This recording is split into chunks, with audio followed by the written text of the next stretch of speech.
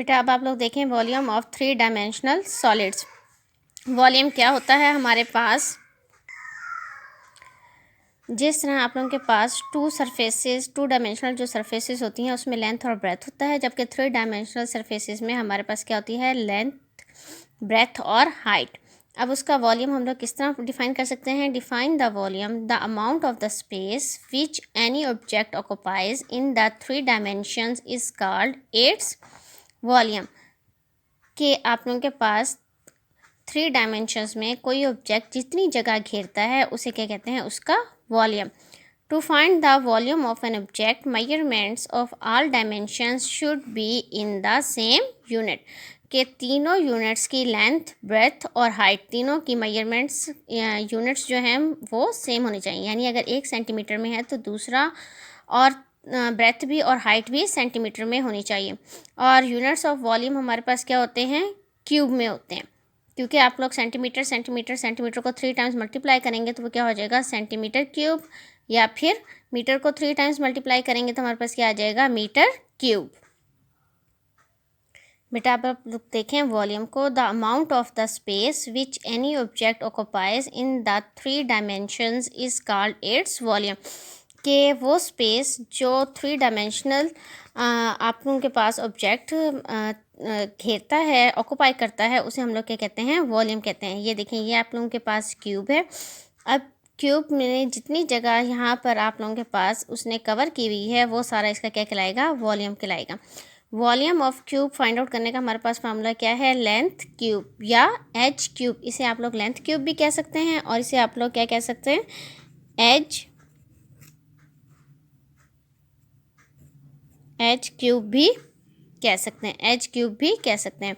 और surface area of cube का हमारे पास फार्मूला क्या है? Is equal to 6 into H square. बेटा अब हम लोग स्टार्ट करते हैं exercise 12.2 question number 1। Find the volume and surface area of the following cubes. अब आप लोगों के पास ये 4 क्वेश्चंस गिवन है। इसमें एच की मेजरमेंट्स आप लोगों के पास दी गई है, यानी लेंथ और एच एक ही चीज़ है। वो आप लोगों के पास गिवन है, एक की दी गई है। क्यों? क्योंकि ये क्या है? क्यूब्स हैं। और क्यूब्स की ऑल साइड्स की मेजरमेंट क्या होती है? सेम होती है। एजेस, तमाम एजेस की मेजरमेंट क्या होती है? सेम होती है। Number 1, edge is equal to 4 centimetre.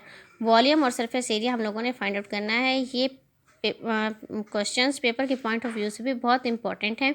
ये पेपर में भी 2 मार्क्स के आते हैं। मैं आपको पेपर दिखाती हूँ।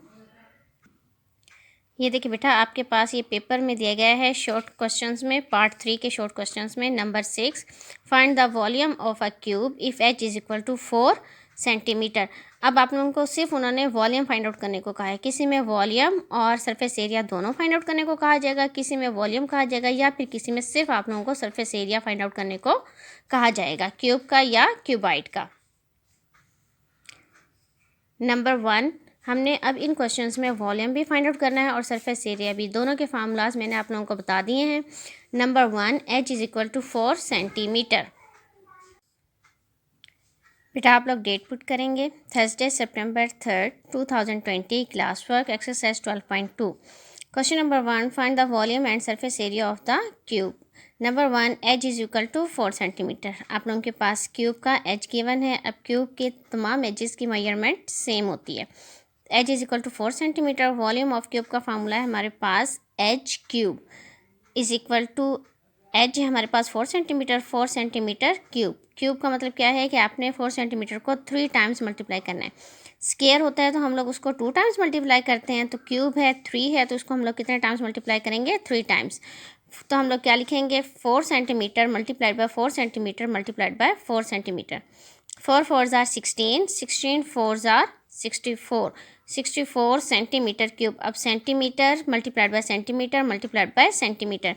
अब ये 3 सेंटीमीटर्स हैं, इसकी पावर भी 1, इसकी पावर भी 1 और इसकी पावर भी 1। तो अगर आप लोगों के पास यूनिट्स मल्टीप्लाई हो रहे हो तो उनकी पावर्स क्या हो जाती हैं? ऐड। 1 + 1 2, 2 + 1 3।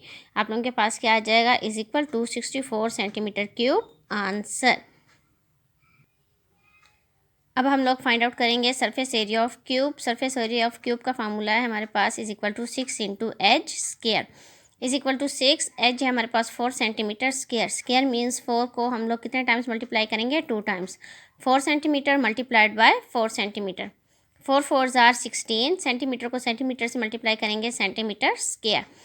अब 16 6 जार 96 is equal to 96 centimetre square.